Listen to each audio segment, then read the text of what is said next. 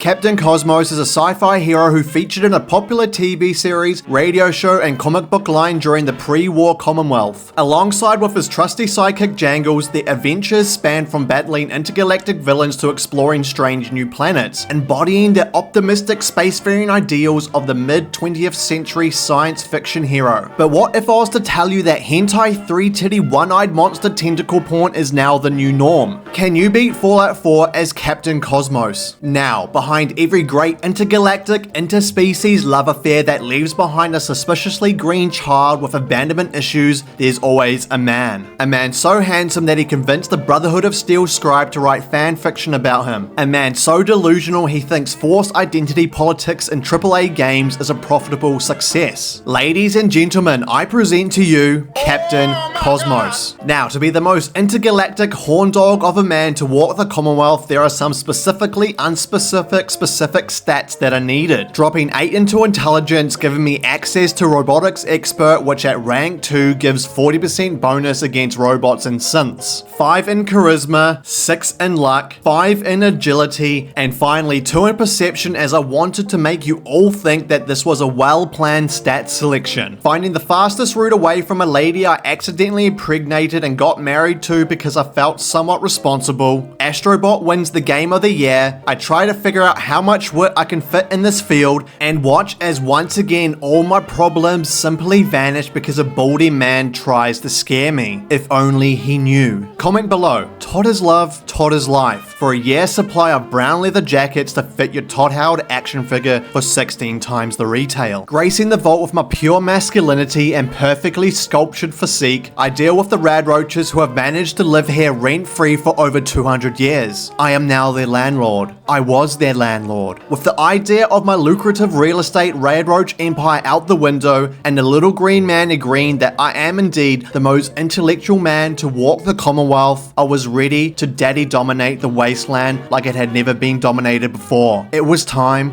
to go bareback. Having my beautiful face kissed by the sun, I was presented by the start of my journey to become the ungodly sex symbol of the Commonwealth. I fist more insects, baptizing my half-naked body with their juices. I read an orphan child's book to milk another precious point in agility, as I am the captain of the ship now. But you see, there has been something I've been holding back from you, for I would not be embarking on this journey alone. Ladies and gentlemen, Mr. Jangles. Yes?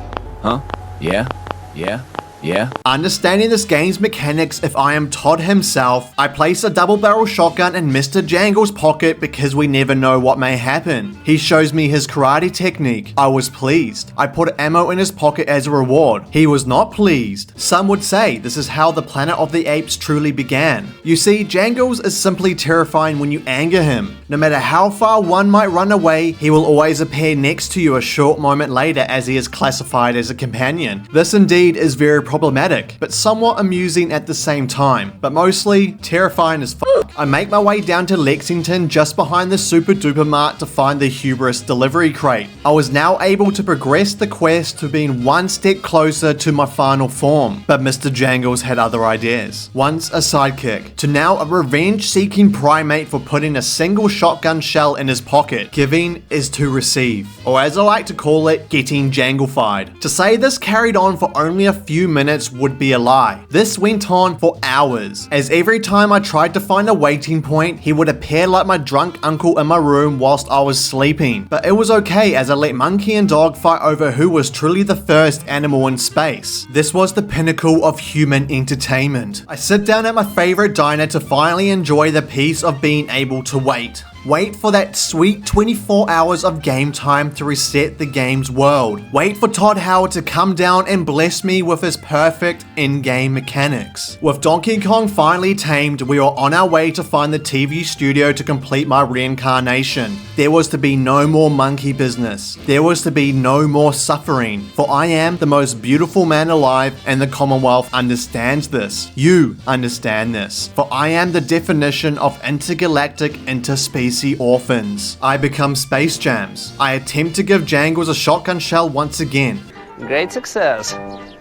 I watch from afar as I teach him what it's like to get gangbanged by the local wildlife. He is learning. I become a majestic dolphin swimming in the Gandhi River, and finally, after all the pain and misery that Mr. Jangles had inflicted on me, he became my guardian angel, saving me from the clutches of this perfectly crafted game. But at last, I make it to Hubris Television Studios, where I was to fight the final boss of Fallout 4, terminals with chairs in front of them. But you see, this is a perfect game. These are just mere challenges Todd has put in place. For Todd knows, and he himself is perfect. Just like the scavenger, praying to God Howard himself to hopefully one day be able to walk again, to be there for his kids, to play ultimate frisbee with his son, to walk his daughter down the aisle, or maybe, just maybe, the scavenger has scavenged his last scavenge. I find an addiction to Todd's in-game gotcha, admire how perfectly beautiful I am, find the cryocosmic cannon rifle, and watch Mr. Jangles fist the Sultana man with his plush nubs. Wondering to myself what it'll be like to embrace those plush nubs, I realize that maybe, just maybe, Mr. Jangles has problems of his own. I find an imposter's dressing room, battle with the true in-game boss once again, throw a legless naked man, and get my hot spandex suit, allowing me to become radioactive Mr. Burns tries to have his way with me. This turns me on, so I freeze him for later. For I do not discriminate when it comes to relations, for I am simply trying to repopulate the world with my superior genes of pure masculine physique. Now, for the people out there who want to live their repopulate the galaxy with orphaned children fantasy, this mod is called Captain Cosmos, which is a Creation Club mod and is not free. That is correct. Todd milked me of 700 creation credits so I could entertain you. But it's okay, because you are worth it, and we love Todd. For Todd is love, Todd is life. And if you're willing to drop a couple of bottle caps to fuel Todd's empire, it is very much worth it, as it comes with a handful of weapon mods for the laser gun, as well as upgradable moon boots. I also use the mod Jangles the Moon Monkey, which adds Mr. Jangles as a follower and really adds the cherry on top of the cake. I crusade through the Museum of Freedom, redefining the meaning of freedom itself, setting the raiders free from my perfect jawline, disintegrating them into dust I'll snort later to allow my to work again. A homeless meat source learns some hard truths and tries to tell me of his hardships. But you see, I simply do not care for Preston and his problems. So I leap off a building to then leap up a building to then leap across a building, because what you must understand is that I have 0 damage resistance. Bullets hurt, death is just around the corner, but so is Mr. Jangles.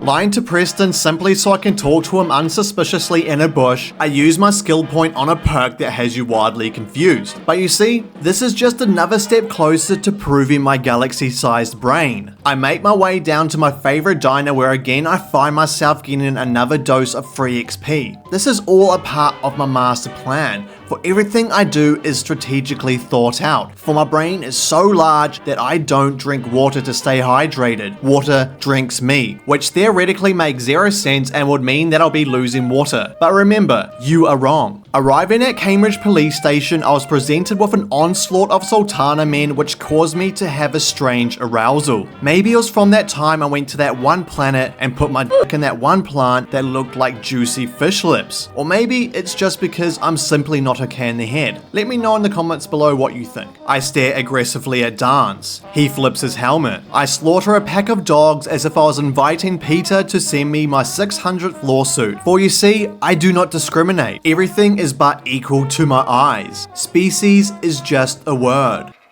Kill me.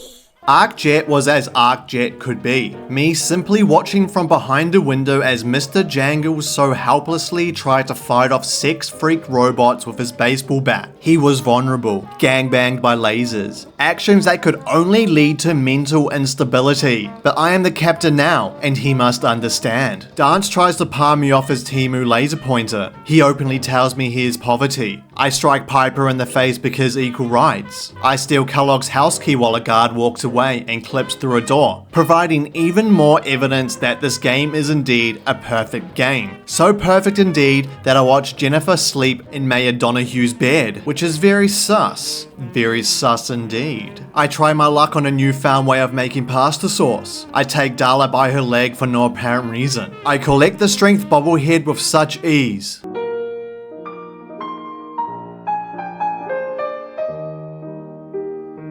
Now, this is where our story takes a little bit of a Tokyo drift. You see, just like Thanos with the Infinity Stones, I also want to look like a great big purple thumb of pure sex. Thus begins the journey of collecting the Infinity Heads. Todd injects my PC with newfound perfection. I let Edward know that I am ready to find this missing package. A package so missing in fact that it was shoved up this raider's ass. Mysterious indeed. I return Hulk's come, for this is what galactic heroes do. I let intrusive thoughts get the better of me, for this is what galactic heroes do. I slip my hand into Brother Thomas's ass to grab his key, for I am the captain now, and this is indeed what galactic heroes do. Imogen is safe, but I haven't spoken to a woman face to face for over 15 years, so I nut in my pants. Some would say galactic heroism comes at a cost. Jack is pleased with the result, giving me a very odd number of bottle caps as a reward. Who would have thought coming in one's pants could pay so highly? Returning to Parson State Asylum, I am presented with a sea of human remains, but I am resourceful and I care for the environment, so I leave them there for someone else to take care of. This is a big brain move. I go inside and create more problems for whoever problem this is going to become. Some would say that I am a problem child, which is okay because women love bad boys. And remember, whatever you hear me say is scientifically proven through the Fibonacci sequence of Todd's brown leather jacket. And indeed, you were wrong. I finally make it to the only reason why I did this quest line in the first place. But fortunately for Jack, I am a man of honor, for I am the captain, and I decide to carry on. More raiders are succumbed to my power of laser gun. Succumbed by my words that have zero meaning but sound intellectual. So big brain. I become a part of a mannequin bukkake. This is hot. I pew a Gene Simmons impersonator's head clean off. This again is hot. But nothing is as hot as becoming one of those wavy inflatable tube men outside of car yards. Triggers were pulled. A man wearing a cool helmet is killed by an overdose of radiation. And I once again receive an odd amount of caps. Life is good. The grand tour of the Commonwealth continues as I travel to the far corners for the conquest of the bobbleheads. A man hungry for the peak performance of one extra stat point. I send a man called Rags flying in the air just so I can get one extra point in agility. I visit an island that was meant to be spectacular but truly was far from that for one extra point in luck.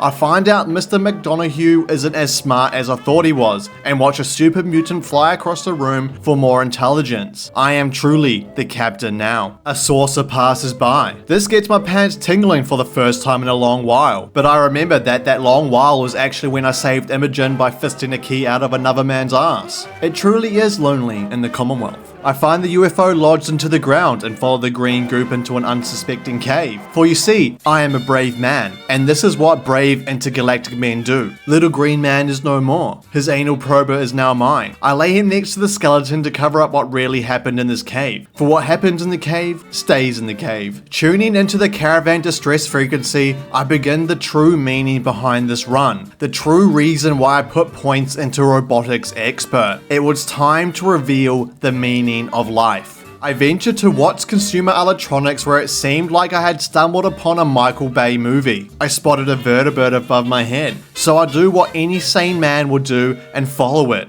Because we're all highly intelligent people. We all know that 1 + 1 = window. We all know that vertebrate in the sky close to building means Ada plays hard to get, maybe she knows. I drop off my marshmallow suit back at the Red Rocket, unaware of the consequences that will follow. I find his brother, and act my revenge. Now, you might be telling yourself, Santa, why would you leave your only means of armor against all types of damage behind? Well, to be honest, I don't have an answer, because big brain. I make my way into General Atomic's factory. I die in General Atomic's factory. But I persist with my big brain, revealing my motives, showing my power. Even Robo-Brain stood no chance as he tried to clip through the wall to kill me. I watch from a distance as I inject myself in the neck. This is great success. I again return to the red rocket and slam a radar beacon into my newly acquired companion. But it turns out again, I was ambushed, and this indeed was not great success. Ada tells me that more radar beacons are to be collected. I grab the marshmallow suit to embrace the meaning of this run, for I am a man of power, unstoppable in the world of technology. Brains so big that it makes people with big brains look like they have small brains. I am Michael Bay now. But you see, this was only the start to the chaos. I reach Fort Hagen's satellite dish. I overpower the defense with my outright pure masculinity, initiating self-destruct on the helpless robots who think they have somewhat of a chance against a man so beautiful and smart. Todd agrees. This raider also agrees. At this point in time, nobody was safe. I wasn't even safe from myself with the constant overwhelming sensation and need of exploding robots. I take Jezebel's head off life support and find out Ahab was immune to the Michael Bay effect by fingering. But this did not stop my lust affair with making things explode because loud noises and screen shake. It is true immersion. I return back to the red rocket for one last time where I was to make Jezebel into a real boy, just like in Pinocchio. But unfortunately, Jezebel cannot lie and has no cylindrical nose, so my spandex suit remains on. I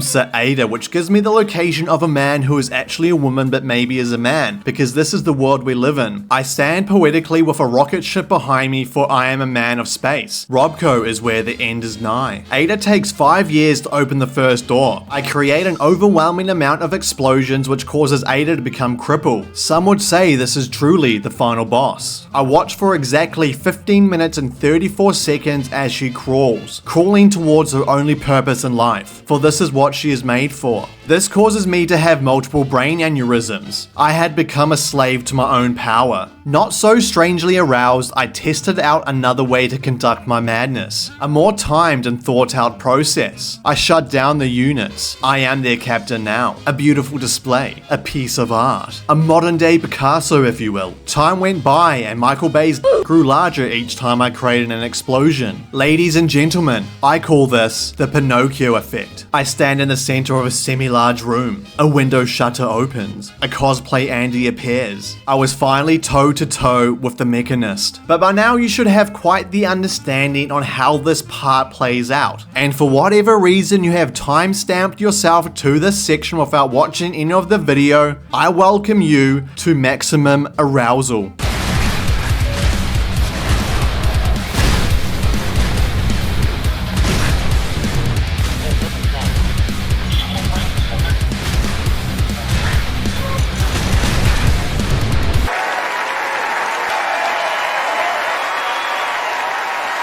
I exit my suit to make the final showdown an equal playing field. My jawline was too powerful. The Mechanist was defeated. Mr. Jangles had somehow transformed into a human-sized monkey. The Commonwealth had now become impregnated with my seed. But if you thought this was the end of the journey, just remember, you are wrong, as this is just the beginning.